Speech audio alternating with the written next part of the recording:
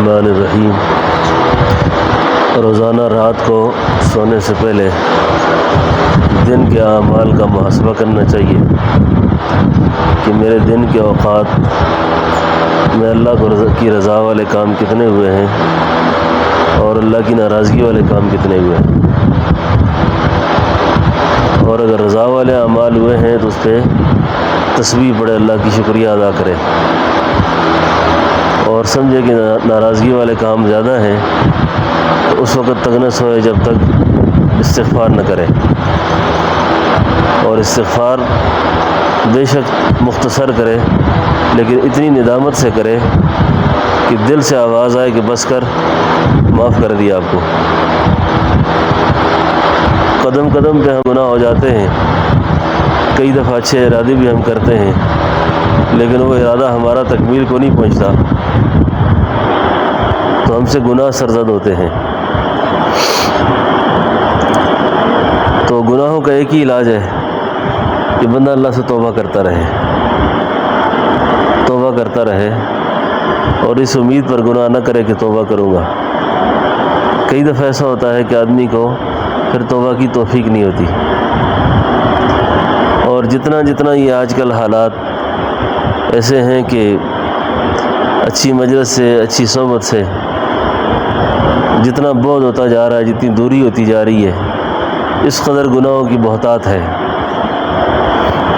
غالباً حضرت امام نسائی رحمۃ اللہ علیہ بہت بڑے محدث گزرے ہیں، بھرپور جوان تھے، اور بھرپور جوانی کے زمانے میں کوئی آوارہ عورت آپ کا پیچھا کرتی تھی، لیکن جوانی کا جو پاگل پنے کا زمانہ ہے اس میں اللہ نے ان کو اتنی استقامت دی کہ شعور اور لاشعور سے کوئی ایسی حرکت نہ کی جس سے بندہ اللہ کے حضور بھی اور دنیا میں ذلیل ہوتا ہے۔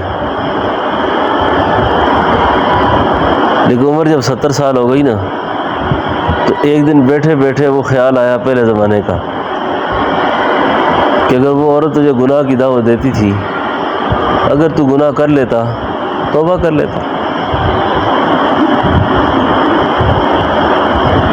اتنا وقت پڑا ہوا تھا، توبہ ہو جاتی۔ رات خواب میں امام الانبیاء علیہ السلام کی زیارت ہوئی، فرمایا جوانی میں تو یہ خیال تجھے نہ آئے، بڑھاپے میں کیسے آ گیا؟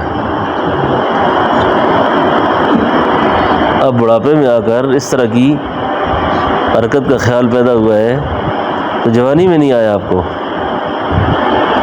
مجھے یا رسول اللہ اس کی آپ ہی مجھے اصلاح فرمائے میری، یہ ایسا کیوں ہوا ہے؟ فرمایا بات یہ ہے کہ وہ زمانہ میرے زمانے کے زیادہ قریب تھا اور یہ زمانہ میرے زمانے سے دور ہو گیا ہے۔ تو روز کے اعتبار سے جتنا انسان آپ کے زمانے سے دور ہوتا جا رہا ہے نا، اسی قدر ظلمات بڑھتی جا رہی ہیں۔ کوئی نان بھائی تھا نا، روٹیاں بیچ رہا تھا، تو روٹی بیچتے وقت کہہ رہا ہے کہ باسی روٹی 2 روپے کی ہے اور تازی روٹی 1 روپے کی ہے۔ کسی نے آواز دے کے کہا اللہ کے بندے، تازی روٹی ہوتی ہے وہ 2 کی کر، باسی 1 کی کر۔ دیکھا تم میری بات نہیں سمجھے ہو، باسی روٹی 2 روپے کی ہے، تازی 1 کی ہے، اس لیے کہ باسی کل کی ہے اور کل کا زمانہ اللہ کے نبی کے زمانے کے زیادہ قریب تھا۔ بات سمجھو؟ تو آج جتنا بعد ہوتا جا رہا ہے نا اچھی مجالس سے، اچھی مجلسوں سے، اچھے ماحول سے، تو اس کی سزا کے طور پر انسان دلدل میں پھنستا جا رہا ہے۔ ایک تو اپنی اصلاح اور تربیت کے لیے ناجنس لوگوں کے پاس نہ بیٹھے کبھی بھی۔ ناجنس لوگ سمجھتے ہیں نا، آوارہ لوگ، بے دین لوگ۔ میں نے اپنے بزرگوں سے سنا ہے کہ کافر کے پاس بیٹھنے سے اتنا نقصان نہیں ہوتا جتنا بددین کے پاس بیٹھنے سے ہوتا ہے۔ کافر تو سیدھا کافر ہے نا، یہ جو آدھا تیتر آدھا بٹیر جو مسلمان ہے، اس کی مجلس زیادہ نقصان کرتی ہے، کیونکہ اس کے یقین اور اس کا ایمان متزلزل ہوتا ہے، اور اس کے پاس بیٹھنے سے بھی آدمی ایسے ہی ہو جاتا ہے۔ اور کافر کے ساتھ آدمی کو کیونکہ تبھی نفرت ہوتی ہے اندر سے، اس کے دل پر، اس کے خیالات پر آدمی کی نگاہ ہی نہیں جاتی، کیونکہ اس کو بندہ امت کا حصہ سمجھتا ہی نہیں ہے۔ اب جن کو امت کا حصہ سمجھتا ہے ان کے پاس بیٹھنے سے اس طرح کے برے خیالات، وساوس، یہ چیزیں پھر کثرت سے پیدا ہوتی ہیں۔ اس لیے توبہ کا جو عمل ہے نا، توبہ کا، اس کو اختیار کرنا چاہیے اور توبہ کرتے رہنا چاہیے ہر وقت۔ اور کوئی بھی توبہ کی مجلس ہو تو بندہ کم از کم روزانہ کے اعتبار سے سونے سے پہلے محاسبہ کر کے 3 بار ہی استغفار پڑھ لے، 3 بار ہی۔ اور میں تو اکثر آج کا ساتھیوں سے عرض بھی کرتا رہتا ہوں کہ سفر میں جانے سے پہلے، گھر سے نکلنے سے پہلے ایمانیات کا مذاکرہ ہو، ایمانیات کا تکرار ہو جائے، کلمہ پڑھ لے آدمی اور ایمان کی شہادت کی گواہی دے دے، کیونکہ آج کل اموات جو ہے نا ایسے ہی آ رہی ہیں، صحت مند بھی اٹھتے جا رہے ہیں اور بیمار بھی اٹھتے جاتے ہیں۔ اور کم از کم ایسا نہ ہو کہ جس طرح ہماری رخصتی ہو اور اس دن ہم نے توبہ کے کلمات نہ پڑھے ہوں، استغفار کے کلمات نہ پڑھے ہوں، ایمان کا اقرار اور اظہار نہ کیا ہو، ٹھیک ہے نا؟ تو ویسے بھی چلتے پھرتے بھی یعنی آدمی ایمان کا اظہار کر دے، کلمہ شریف پڑھ لے اور تجدید کرتا رہے اس کی، کہ خدا نخواستہ کوئی ایسی صورت نہ ہو جائے کہ میں دنیا سے جاؤں اور میرے ساتھ اللہ کی ناراضگی اور اللہ کی نافرمانی والے اعمال میرے ساتھ چل رہے ہوں۔ تو بہرحال اللہ جل شانہ ہم سب کو توبہ کی توفیق دے۔ یہ جو توبہ بھی بوقت بیعت ہوتی ہے، اس کو اعلانیہ توبہ کہتے ہیں، اور اعلانیہ توبہ اللہ کو بہت زیادہ محبوب ہے۔ اعلانیہ توبہ اللہ کو بہت زیادہ محبوب ہے کہ بندہ سارے جرگے کے سامنے اپنی ندامت کا اظہار کرتا ہے اور گویا جرگہ پیش کرتا اللہ کے سامنے کہ یا اللہ میں واقعتاً گناہ گار ہوں۔ اس لیے تنہائی کی توبہ اور اعلانیہ توبہ، مجمع کی توبہ کے فضائل بہت زیادہ ہیں کہ بندہ سب کے سامنے اپنے گناہ گار ہونے کا، اپنے چھوٹا ہونے کا اعتراف کرتا ہے۔ تو اللہ رب العالمین ہم سب کو توبہ کی توفیق نصیب فرمائے، اور اس وقت تک اللہ اپنے پاس نہ بلائے جب تک ہم اپنے گناہوں سے تائب نہ ہو جائیں، اپنی ظاہری زندگی سے بھی اور اپنی باطنی زندگی سے بھی تائب نہ ہو جائیں۔ تو بس میں کلمات توبہ پڑھ لیتا ہوں۔ میں سفر سے واپس آیا، کچھ بخار اور اس طرح کی کیفیت ہے، ورنہ کچھ سفر کی رودات بھی آپ کو سنائی دیتے، لیکن کچھ ہمت نہیں پڑ رہی کہ پوری طریقے سے میں بات کر سکوں آپ سے۔ تو یہ ساتھی بیاڑی سے آئے، دور سے آئے، ان کو بیعت کرنا ضروری تھا، انہوں نے سفر کرنا ہے، تو باقی ساتھی بھی کلمات توبہ ساتھ پڑھ لیں۔ اعوذ باللہ من الشیطان الرجیم، بسم اللہ الرحمن الرحیم، لا الہ الا اللہ محمد الرسول اللہ، اشہد ان لا الہ الا اللہ واشہد ان محمدا عبدہ ورسولہ۔ یہ کلمہ طیبہ اور ہم نے یہ جو پڑھ لیا نا، ہمارے حضرت صاحب رحمۃ اللہ علیہ کی ایک مجلس میں ایک صاحب آئے، ان پر اتہام تھا کہ یہ مرزائی ہے، یعنی ختم نبوت کا منکر جو ہے نا جی، یہ بہت بڑا کافر ہے نا، ختم نبوت کا منکر کافر ہے، یعنی سارے کفر غلیظ ہیں، لیکن جو ختم نبوت کا انکاری ہے نا، جیسے یہ مرزائی ہے، اسلام کے لباس میں، اسلام کے لباس میں یہ بہت زیادہ غلیظ ہیں، بہت بڑا فتنہ ہے یہ۔ تو میں عرض کرنے لگا ہوں کہ ان صاحب پر اس کا اتہام تھا کہ یہ مرزائی ہیں، تو میرے سامنے انہوں نے حضرت صاحب رحمۃ اللہ علیہ سے بیعت کی اور یہ کلمہ پڑھا اور کلمات پڑھے، تو حضرت کو کسی نے کہا حضرت یہ تو مرزائی ہے۔ فرمایا پہلے اگر مرزائی کیا کہ ساری دنیا کا کفر بھی جمع تھا نا، آج میرے پاس انہیں کلمہ پڑھ لیا، مسلمان ہو گیا وہ۔ اس کی زندگی کے پچھلے سارے گناہ اللہ نے معاف کر دیے آج۔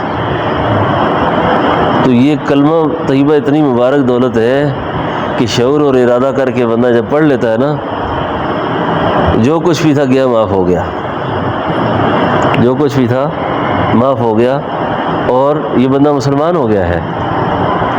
بات سمجھے نا؟ تو یقین کے ساتھ ایمان کی تصدیق اور اس کا اقرار اور اظہار کرنا، بندے کی پچھلی ساری زندگی کے گناہ معاف ہو جاتے ہیں۔ یہ کئی دفعہ ساتھی بیان کرتے ہیں، کہتے 100 سال کا کافر بھی اگر اس کلمے کو پڑھ لے تو اللہ اس کو معاف کر دیتے ہیں نا۔ تو ایک صاحب کھڑے ہوئے نے کہا اگر 102 سال عمر ہو تو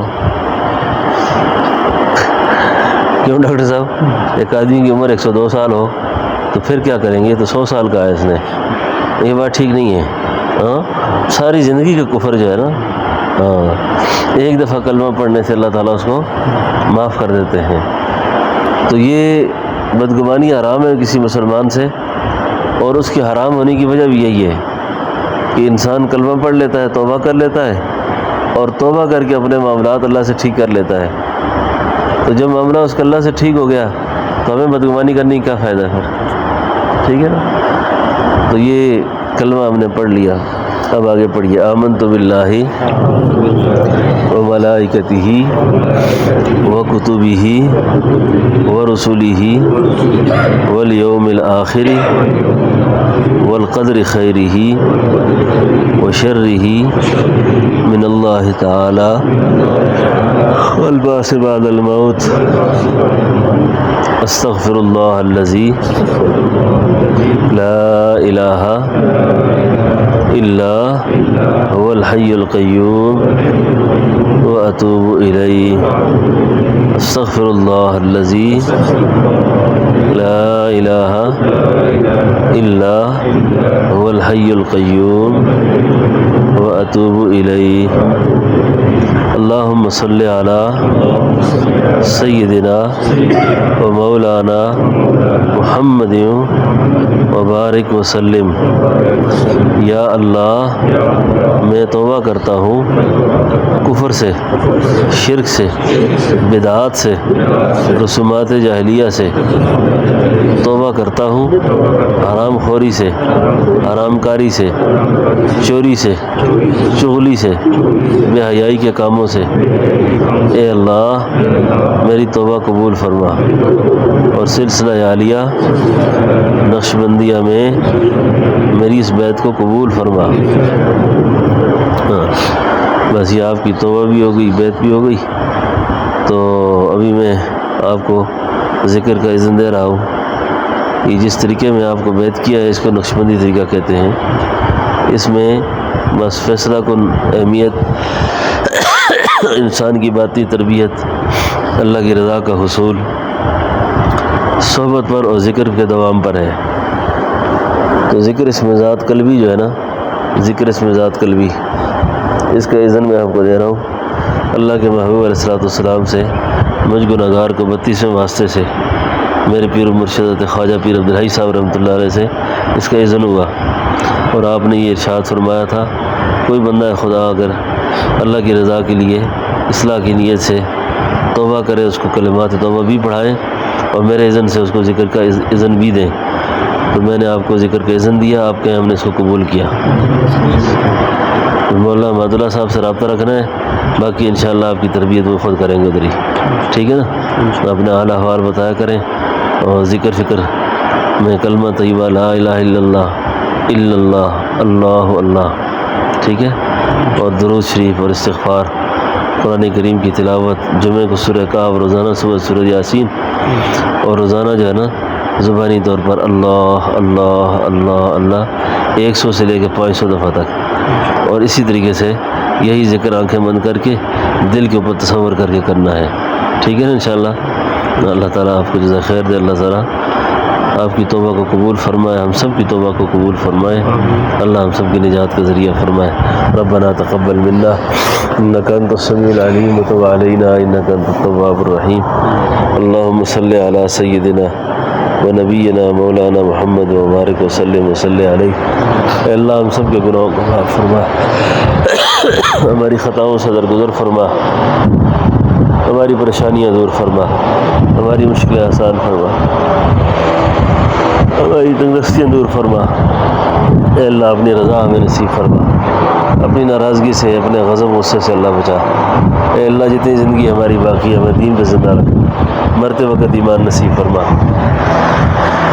ایک حدود کو پیکٹ نکال کے لائیں، 2 پیکٹ میں لا چھوڑ کے لیے اور زمزم ہوتے ہیں وہ کسی شاکر میں ڈال دیں، اور ان ساتھیوں کے دوسرے کھجور کے پیکٹ لائے چھوڑ دیں گے۔ اے اللہ ہم سب کا خاتمہ ایمان پہ فرما۔ اے اللہ بری موت سے بچا، برے انجام سے بچا۔ اے اللہ بری موت سے بچا، برے انجام سے بچا۔ اللہ معذور ہونے سے بچا، محتاج ہونے سے بچا، مقروض ہونے سے بچا۔ اے اللہ ہم سب سے تو راضی ہو جا۔ اللہ اس وقت تک اپنے پاس نہ بلا جب تک تو ہم سے راضی نہ ہو جائے۔ اے اللہ اس وقت تک نہ بلا جب تک تو ہم سے راضی نہ ہو جائے۔ اے اللہ ہم سب کی ظاہری و باطنی بیماریاں دور فرما۔ اللہ ہم سب کی بیماریاں دور فرما، ہماری پریشانیاں دور فرما۔ اللہ ہمارے غموں کو دور فرما۔ اے اللہ ہمارے حال پر رحم فرما۔ اے اللہ ہمارے حال پر رحم فرما۔ اے اللہ جتنی زندگی کا وقت باقی ہے اے اللہ عافیت نصیب فرما، خیر نصیب فرما۔ اے اللہ خیر نصیب فرما۔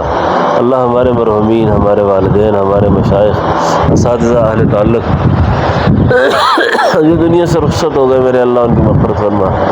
جو بیمار ہیں گھروں میں، اسپتالوں میں، ان کو شفاء کاملہ نصیب فرما۔ اللہ ان کو شفاء کاملہ نصیب فرما۔ ہماری ضروریات کو اللہ غیب کے خزانوں سے پورا فرما۔ اللہ ہماری ضرورتیں غیب کے خزانوں سے پوری فرما۔ اللہ غیب کے خزانوں سے پوری فرما۔ اللہ ہمارے حال پر رحم فرما۔ اللہ ہمارے حال پر رحم فرما۔ اللہ ہمارے بچوں کے حال پر رحم فرما۔ اللہ ہماری بچیوں کے مقدر اچھے فرما۔ اولاد کے نصیب روشن فرما، اولاد کے دکھوں سے بچا۔ اللہ پاک اولاد کے غموں سے بچا۔ اے اللہ اولاد کے صدموں سے بچا۔ اے اللہ اپنے خاص فضل و کرم سے ہماری دعاؤں کو قبول فرما۔ ساری امت کے حال پر رحم فرما، ساری امت کو ہدایت پہ قائم فرما۔ اے اللہ غزہ کے مسلمانوں کی مدد فرما، مجاہدین فلسطین کی مدد فرما۔ اے اللہ حماس کے رہنما اسماعیل ہانیہ کی شہادت یا اللہ قبول فرما۔ یا اللہ اس شہادت سے ایک نیا جذبہ پیدا فرما۔ یا اللہ اس شہادت سے ایک نیا جذبہ پیدا فرما۔ یا اللہ امت کے اندر جذبہ جہاد کو بیدار فرما۔ اے اللہ یہود و نصارہ کی ساری تدبیروں کو ناکام فرما۔ اللہ ان کی تدبیروں کو ان پہ الٹ فرما، دنیا میں اسلام کا بول بالا فرما۔ اللہ دشمن کا منہ کالا فرما۔ اے اللہ دشمن کا منہ کالا فرما۔ اللہ جی دشمن کا منہ کالا فرما۔ اے اللہ اسلام کی حقانیت، اسلام کی عظمت ہم پہ، ہماری اولاد پہ اللہ روز روشن کی طرح واضح فرما۔ اللہ ہم پہ اولاد کو سب کو اللہ دیندار بنا، متقی پرہیزگار بنا۔ اے اللہ ہم سے، ہمارے بچوں سے راضی ہو جا۔ صلی اللہ تعالیٰ علی خیر خلقہ محمد و آلہ وصحبہ اجمعین۔